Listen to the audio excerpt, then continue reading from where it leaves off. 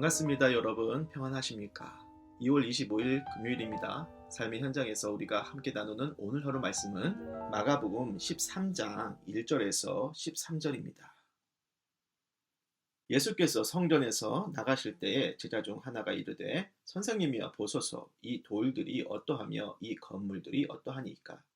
예수께서 이르시되 내가 이 큰 건물들을 보느냐? 돌 하나도 돌 위에 남지 않고 다 무너뜨려지리라 하시니라.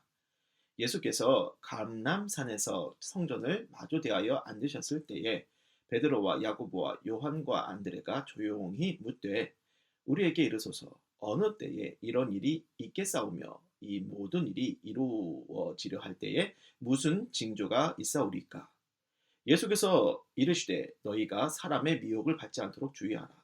많은 사람이 내 이름으로 와서 이르되 내가 그로라 하여 많은 사람을 미혹하리라. 난리와 난리의 소문을 들을 때 두려워하지 말라. 이런 일이 있어야 하되 아직 끝은 아니니라. 민족이 민족을, 나라가 나라를 대적하여 일어나겠고 곳곳에 지진이 있으며 기근이 있으리니 이는 재난의 시작이니라. 너희는 스스로 조심하라. 사람들이 너희를 공회에 넘겨주겠고 너희를 회당에서 매질하겠으며 나로 말미암아 너희가 권력자들과 임금들 앞에 서리니 이는 그들에게 증거가 되려 함이라. 또 복음이 먼저 만국에 전파되어야 할 것이니라. 사람들이 너희를 끌어다가 넘겨줄 때에 무슨 말을 할까 미리 염려하지 말고 무엇이든지 그때에 너희에게 주시는 그 말을 하라. 말하는 이는 너희가 아니요 성령이시니라. 형제가 형제를, 아버지가 자식을 죽는 데에 내주며 자식들이 부모를 대적하여 죽게 하리라. 또 너희가 내 이름으로 말미암아 모든 사람에게 미움을 받을 것이나 끝까지 견디는 자는 구원을 받으리라. 성전은 무너지고 복음은 전파되리라 라는 제목으로 말씀을 전하겠습니다. 마가복음 12장에서 예수님은 앞으로 다가오게 될 환난, 종말과 자신의 재림에 대해 예언하시는 말씀을 하십니다. 그 중에서 본문 1절에서 12절은 BC 70년 티투스 장군이 로마군을 이끌고 예루살렘을 함락하여 성전과 도시를 파괴했던 유대 전쟁을 배경으로 해요. 12장 말씀은요, 제자 중 하나가 예루살렘 성전을 나오면서 예수님께 드리는 질문으로 시작을 합니다. 1절, 선생님이여 보소서, 이 돌들이 어떠하며 이 건물들이 어떠하니까? 누가복음 21장에서도 같은 얘기가 나오는데 거기서는 이 성전을 가리켜 그 아름다운 돌과 헌물로 꾸민 것에 대한 질문으로 자세히 밝히고 있어요. 그 당시 성전은 전때의 유대 왕이었던 헤롯 1세에 의해 성전 리빌딩 공사가 시작이 되어 외형은 이미 완성이 되었고 세부 공사가 계속 진행이 되던 중이었어요. 헤롯 1세는 유대인들의 환심을 사기 위해 기존에 있던 스룹바벨 성전을 더 크고 웅장하게 만들었다고 하는데요. 그 공사는 워낙 커서 BC 20년에 착공을 시작하여 AD 63년쯤에 완공되었다고 합니다. 약 80년이 걸린 엄청난 대공사였다는 거죠.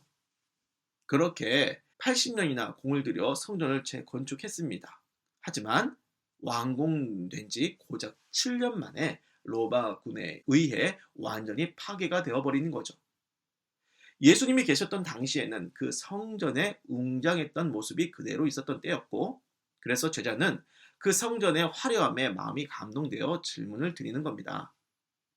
아마도 나중에 예수님이 다윗 왕국을 복원하시면 그 멋진 성전 주인이 예수님이 되시고 자신이 이 성전에서 어떠한 역할을 할 수 있지 않을까, 그런 기분 좋은 상상과 기대를 하면서 말한 걸지도 몰라요.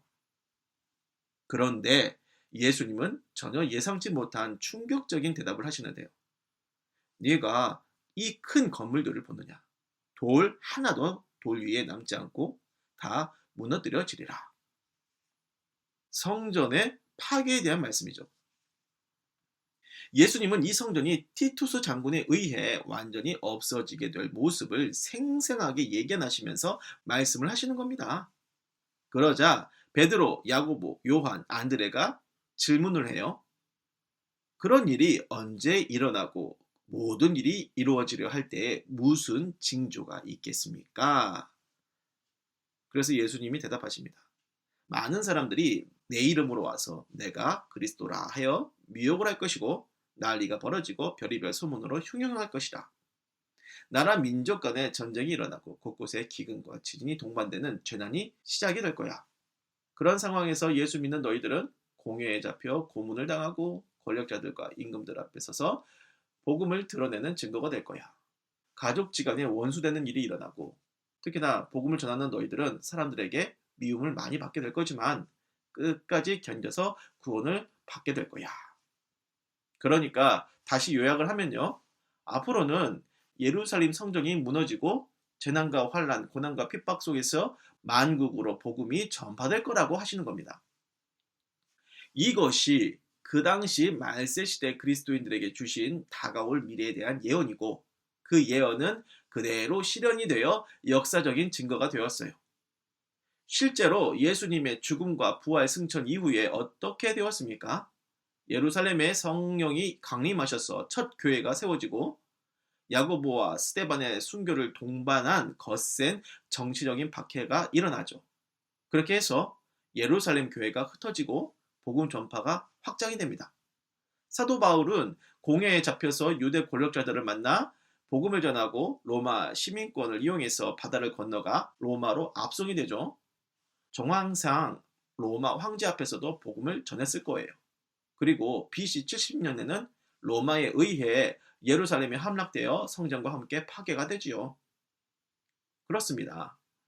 예수님은 자신을 믿고 따르는 그리스도인들에게 주시는 미래적 메시지가 번영이 아니라 환란이었습니다.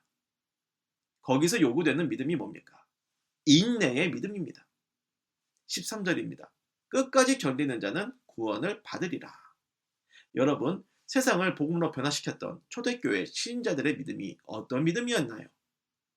세상적으로 크게 잘 나가서 부귀영화의 번영을 이루는 그러한 믿음이 아니고요. 오히려 번영과 안정을 추구하며 공들였던 예루살렘 성전이 무너지고 심지어는 예루살렘 교회마저도 흩어지고 그런 거친 환란과 핍박 속에서 끝까지 인내하며 복음을 전하는 믿음이었습니다. 그렇다면 오늘날의 믿음은 어떠한 믿음이어야 할까요? 초대교회 때랑 다른 시대니까 다른 믿음이 요구될까요? 아니요. 변함없이 끝까지 견디는 믿음입니다. 번영과 안정을 목적으로 교회를 건축하고 세상의 정치 권력을 행사하고 영향력을 과시하는 그러한 믿음이 아니고 여전히 복음 때문에 오해받고 환난과 핍박을 당하고 교회가 흩어지고 그러면서도 끝까지 견디는 그러한 믿음입니다. 코로나라는 팬데믹은 거대한 환란을 낳았습니다. 세상이든 교회이든 모두에게 고난과 도전으로 다가왔어요. 그런데요, 잘 생각해 보면 그리스도인에게 그러한 고난과 환란, 핍박은 당연히 예상되는 일입니다. 어떠한 상황과 루트로 고난과 환란이 이어지느냐일 뿐이지 복음의 열매가 맺어지는 과정은 번영이 아니라 고난이었어요. 오늘 마가복음 12장에서 말세를 사는 우리를 향해 주님이 하시는 말씀 잘 새겨봅시다. 성전이 무너지고 교회가 흩어지고 우리의 인생이 흩어지는 그러한 고난을 두려워하지 말라고 하세요. 그리스도인의 삶은 그러한 환란 속에서 복음이 전파되는 삶 아니겠습니까? 그러니 여러분, 그것을 미리 말씀해 주신 우리 주님을 믿고 우리의 고난을 주님께 전부 다 맡깁시다. 그러한 삶에 걸맞게 인내할 줄 알되 끝까지 인내하는 믿음으로서는 저와 여러분이 되길 주님의 이름으로 축원합니다. 기도하겠습니다. 주님, 오늘 말씀을 통해 끝까지 견디고 인내하는 믿음을 가르쳐 주셔서 감사합니다. 우리가 고난과 환난으로 인해 흩어진다고 해도 그것을 두려워하지 말라는 주님의 말씀에 위로받고 더욱 믿음으로 든든히 인내하여 복음의 증거되는 삶이 되게 하여 주옵소서. 예수님의 이름으로 기도를 드립니다. 아멘.